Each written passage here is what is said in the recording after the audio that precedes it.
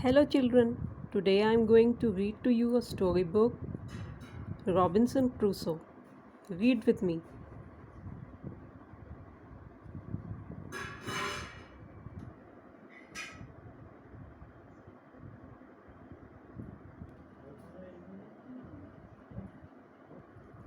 Robinson Crusoe, Part 1, Living in the Wild.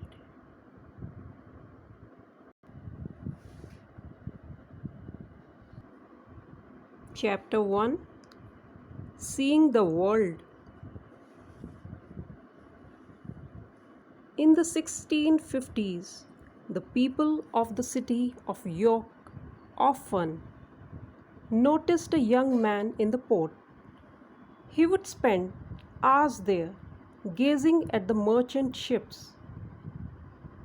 The youth was called Robinson Crusoe, and his father wanted him to be a lawyer. Never, he protested. I would be bored to death. What I really want is to explore the world in one of those big sailing ships.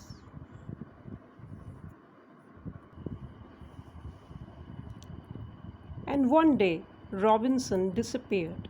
He left a note behind explaining that he was at sea, sailing to Brazil. He begged his parents to forgive him and promised that he would return when he had made his fortune. News arrived after a few months. Brazil is wonderful. I have a young Portuguese friend and we have started farming together. Everything flourishes in this amazing soil. Robinson was right, but after a few years, he became bored with growing tobacco and sugarcane and longed to go traveling again. I would like to see Africa, he said. There's gold there, and ivory and spices.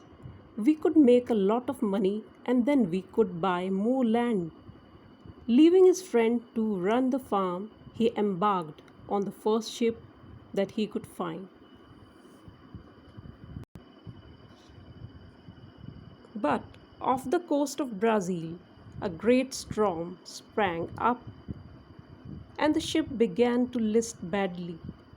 The sails rattled, the masts creaked, the captain bellowed out orders, but his crew could not hear him. Suddenly, disaster, the ship ran onto a sandbank. It was struck fast and the crew was flung into the sea. Help, help, cried Robinson, and he struggled through the waves.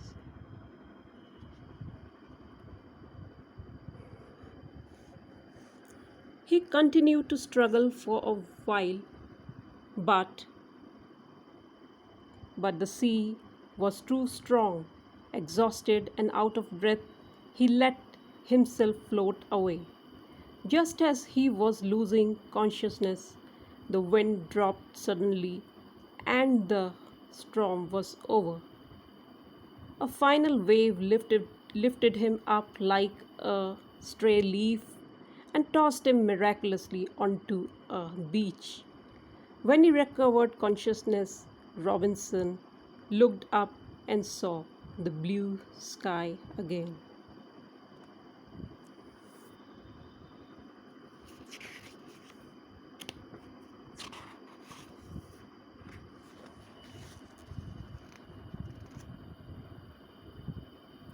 Was it a dream?